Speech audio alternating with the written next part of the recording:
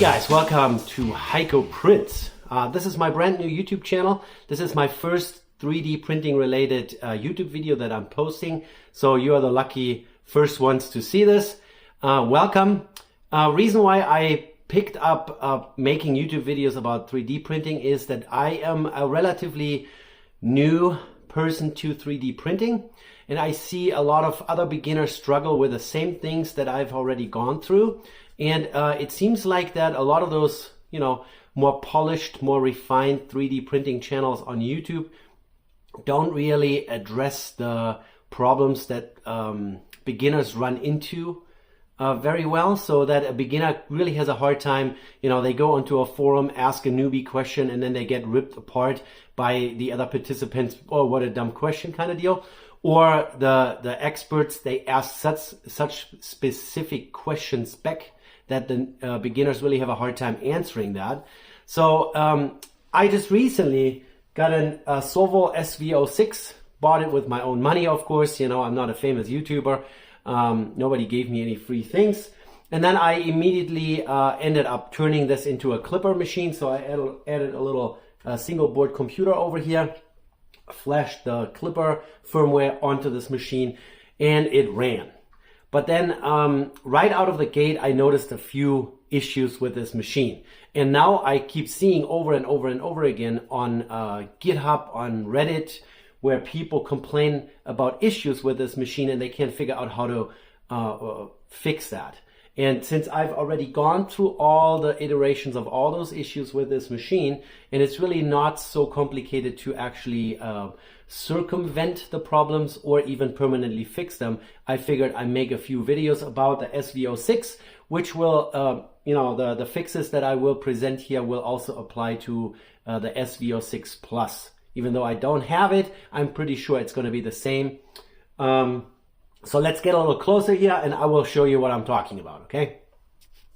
So here's the SV06, and the main problem that I see people run into with the SV06, but also with the SV06 Plus, is that they have prints that fail, that will not adhere to the print bed. I am using a different type of print bed here, but the original stock one will work fine. So you don't need to change the print bed at all. Has nothing to do with it really. The PEI sheet that comes with the machine is perfectly sufficient.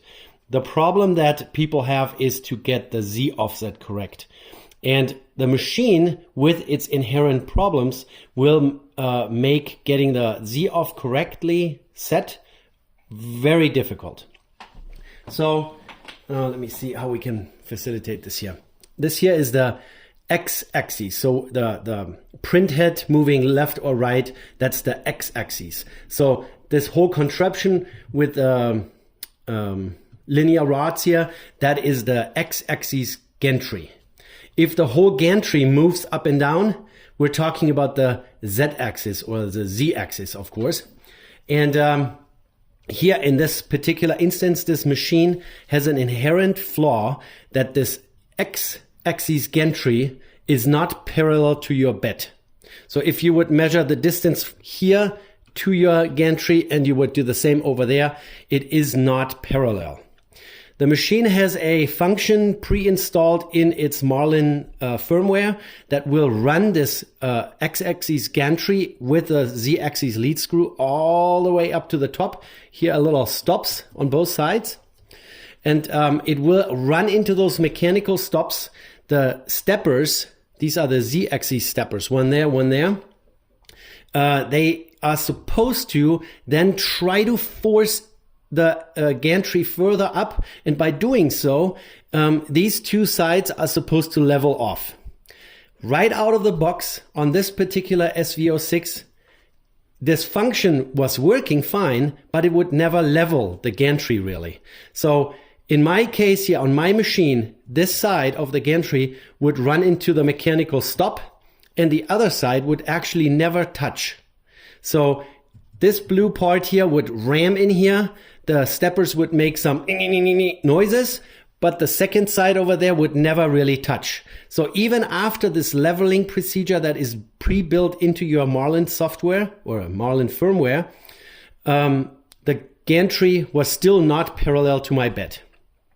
Then on someone's YouTube channel, I forgot who that was, MakerBot maybe, he used soup cans. He put a soup can here and a soup can there. Soup cans, if you buy the same ones, so the same brand, they are most likely going to be relatively, same height. And then he put one here, one there. And then when the machine is on, you can go into the menu here and turn the steppers off. And once the steppers are off, you can grab them down here at the coupler and turn it. And while you're turning this, your gantry will go up and down. And here in my case, I have a timing belt now between the two lead screws. So my two lead screws will not go out of timing anymore, and they will not go out of level. So my gantry is leveled and held level by a timing belt. But on your stock machine, that is not the case. So whenever the machine is off, or you would turn the steppers off, or the machine sits for a while, the steppers will power down, so to speak. Your gantry will again go out of level. All right, let's look at the leveling method that other YouTubers have suggested. So let's say you use organic dried tomatoes, put it on your bed. 2 cans of the same brand should be relatively the same height. Then when the machine, even if it's powered on, but if you go into the menu, turn the steppers off, now you can grab your couplers here and you can turn them so that the gantry comes down until it sits on the cans. Yeah. So I already mentioned that here in my case, I have a timing belt in between those lead screws. So when I turn this one here, automatically the other side gets turned as well. That will make sure that those 2 lead screws stay synchronized. In the stock configuration without this belt up here and the machine sitting overnight, maybe turned off, this side where the X-axis stepper is mounted, here this is another stepper over here, this side will sag down and you will have a gantry that kind of, hangs down on this side. So you home the machine, then turn the steppers off, then with both hands wind your Z-axis up until you can get 2 soup cans in between, and then you do fine adjustment left and right and left and right until both sides here sit properly on the soup can with the same kind of downforce of friction. Problem with soup cans is that they are pretty heavy. So this one here is a 14.5 ounce can with dried tomatoes in there. Diced tomatoes, not dried tomato. Diced tomatoes. And that will push down on your bed and cause misalignment in itself. The other option that I actually can recommend to you is to home your machine, and then in its homed state, it will be sitting somewhere in the middle of the bed.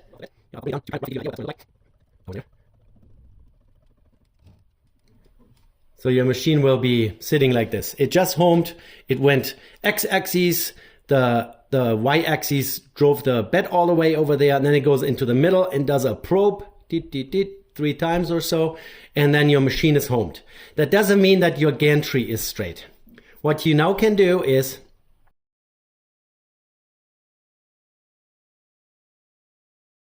you grab both couplers, you turn them down until the probe triggers. The triggering is indicated by a little red LED light on your probe. This one here is not the stock anymore, so don't be confused that this looks different. This is a Super Pinder probe from Prusa, and I also have a different hot end in here, which is longer, so it looks a little different, but the principle is the same. It triggers, that means the light turns off, and then you grab both and just turn it up until the light comes back on. Then you go over to the right side, manipulate only the right side stepper, again trigger, turn it back up until the light turns on, then you bring it over to the left, do the same, do that a few times until pretty much the turning down, turning up until the light is back on. So triggering, light off, light coming back on is kind of the same on both sides. Then you know that your gantry is perfectly level. Then you can rehome the machine, so that turns the steppers back on, and the steppers, both sides, Z-axis, will hold the gantry in parallel, or in parallel to the bed. Then you can do a bed mesh, so where it probes, you know, the entire bed, and then you're pretty much good to go. This is pretty much the most reliable way of aligning, bringing your X gantry parallel to your bed by using the probe triggering over here. So you turn it down until the light turns off, turn it back up until the light just turns back on, and then you do the same over here, and you make sure on both sides it's the same. Then homing, then bed mesh, then you are pretty much good to go. The only thing that you would have to do after that is to set the Z offset. And a lot of people, like tons of videos, always talk about Z offset setting with a piece of paper. So you have a sheet of paper, put that on here. You bring your nozzle down in specific locations until you get a little bit of friction on the paper, and that's your Z offset. Personally, I don't do that. I do that differently. I bought myself a really long feeler gauge, set of feeler gauges. This one here is a 0.3 millimeter feeler gauge. And what I do, let me demonstrate. So, machine is running. I just identified that I cannot demonstrate the Z offset settings here on the screen, which in Marlin it's possible, in Clipper it isn't. I am on my web user interface, which I'm showing you here right now. So right now the machine is not heated up, and I will do that right now. I will heat it up to, let's say, 50 degrees. Oh no, 200 degrees on the extruder and 50 degrees on the bed, just so we have some sort of normal print settings. That's going to take a little while, but then in the meantime we have already homed the machine. The nozzle is in its normal homing position, so the probe here is supposed to be in the middle of the bed. So it's slowly getting there, and here on the mainsail web interface you can see there is the normal Z-axis, X-axis and Y-axis homing function, and then you can move your axes around, and right down below is the Z offset setting. So we have the machine at Z 0.3 millimeters. That is the thickness of my feeler gauge here. Where is it? There, 0.3. And right down below here is the Z offset up or down. Right now we are too close to the bed, so we can move the bed up by 0.05 of a millimeter each time I click this button here. So I'm now, see, I told you guys, when I warm up the machine, suddenly stuff starts moving around, and my feeler gauge actually fits now under the nozzle pretty loose. So we might actually have to lower this whole thing down a little bit. I'm going to go for 0.005 of a millimeter, this button here, and move it down until I have the right friction, and that feels already pretty good. Let's say your nozzle is too close to the bed and you want to bring it up. You can go by 0.005, 100ths, 0.025, so that's 200ths and 0.005, and here's 500, so you can pick how granular, how fine or how granular you want to move up or down. And then once you have your Z offset so that the feeler gauge, you can feel that the nozzle is touching it but not creating much friction, you just click save right there. Save config. That will restart the firmware.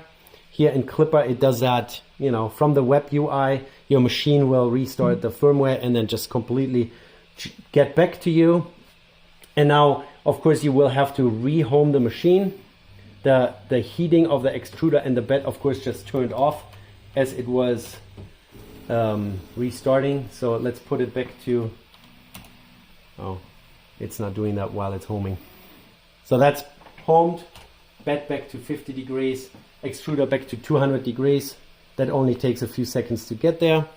And now we can test our Z offset. Again, we set it to 0.3 millimeters on the Z. That brings the nozzle close to the bed.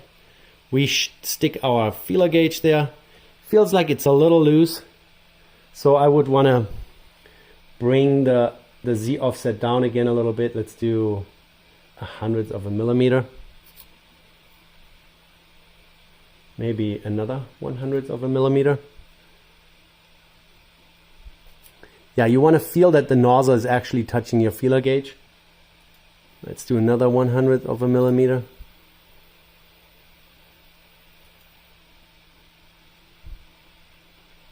Yeah, that feels good.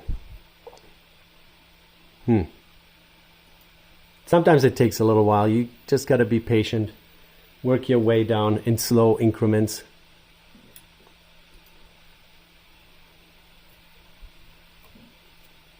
Yeah, I like that. Okay, and then again, you have to click the save button, save config, and now your Z offset is set perfectly to this feeler gauge. So we're not doing any kind of paper, messing around or doing a first layer print and you are adjusting the squish. If you do it this way, set it to 0.3 millimeters, make your nozzle touch this thing in your Z offset, you are good to go. The squish is going to be fine. The bottom layer is going to be fine. Things are going to turn out fine. The adhesion is going to be fine. If you do your Z-axis adjustment, so to bring the X-axis parallel to your bed as I showed you, and then you do the Z offset with your feeler gauge, your machine is going to be printing fine. Start with PLA and then work your way up from there. And PLA for most things that we print on a daily basis is perfectly fine. It's a strong material. All those upgrades here, these brackets here are reprinted because the originals right out from the factory are not straight. So the Z-axis stepper here is actually kind of leaning forward with the original brackets. The printed ones here, they are reinforced on the side to make them square to the verticals here. So these are reprinted. All this belt tensioning goodness up here is all printed with PLA. So there's absolutely no reason that you need to use any kind of fancy filament. Just use PLA for most of it. All right, guys, so we talked about how to get your gantry parallel to your bed. And that is relatively easily done by just using the probe. Remember, left and right. Trigger the probe a few times. Make sure you have it set at the same kind of, moment when the light comes back on and the light comes back on. You should be good to go. Using a feeler gauge instead of a piece of paper to get your Z offset just correctly. And if you are interested in knowing more about this belt tensioner system, I did not design this. Someone else came up with the general design of it. I just put my personal spin to it. The design that I found on colts3d.com.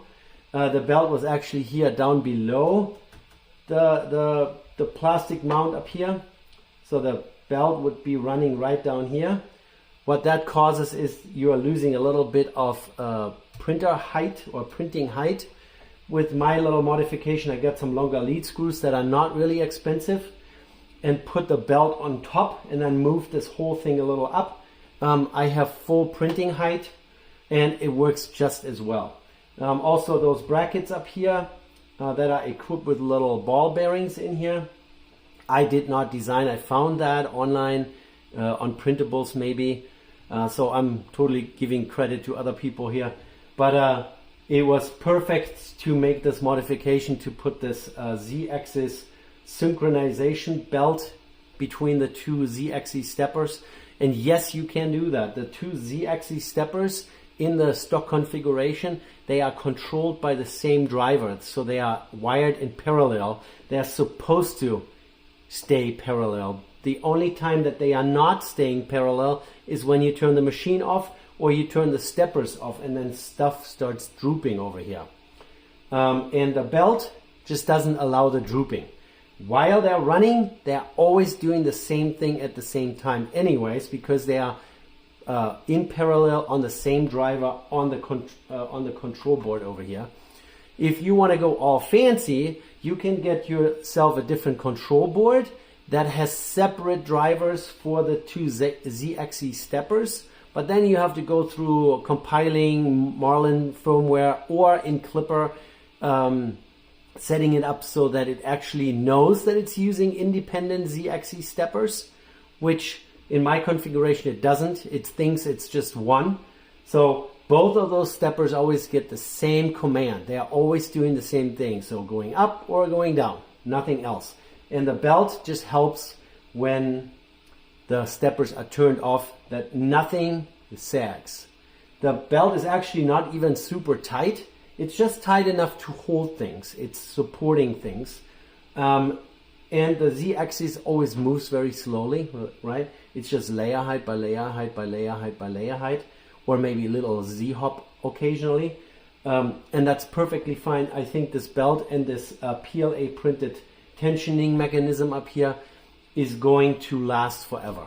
I don't see any reason why that shouldn't be working forever.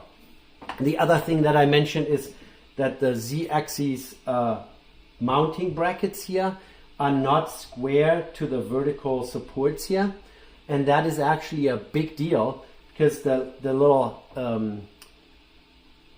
shafts sticking out of the stepper motor are leaning forward, you know, and are not aligning perfectly with the lead screw. So the lead screw tries to be vertical, parallel to the vertical supports here, but then the little axle that actually drives this whole thing is not aligned properly. Then people start putting flexible couplers in there. I did that in the beginning as well, until I ended up reprinting those. And that's the nice thing about having a printer that is an open source project, because these parts are all available even from Sovol. And then people went ahead and redesigned them and put some supports here on the side. And now these steppers are actually square with the vertical supports, and they are in line with the lead screws. So you really don't need a flexible coupler down here anymore. And I have bearings up in here which keep this all also very solid and straight, and there is no wobble going on. So when I do a run from the bottom to the top, there is no wobbling going on. You see, I put some Oldham couplers in here. Oldham, I didn't come up with that name. These are brass couplers that allow the nut of the lead screw to have a little bit of some play, left or right, forward and back, and allow the nut to sit where it naturally wants to sit. And that, in conjunction with a non-wobbling lead screw, is just the recipe for good printing quality. And yeah, this belt system is kind of the cheap way getting around buying another control board. Initially, I thought I'd get a control board that has 5 drivers, so I can drive each stepper motor individually. But it works so well that there is just no reason why I should be doing this. And yeah, so that's my SV06. If you have any questions about any of the things that you saw here and any of the things that I just talked about and maybe didn't go in depth enough for you to understand what I was talking about, just let me know down in the comments section, and I will make another video to explain myself. All right? Thanks for watching, guys. I will see you in the next one. Take care.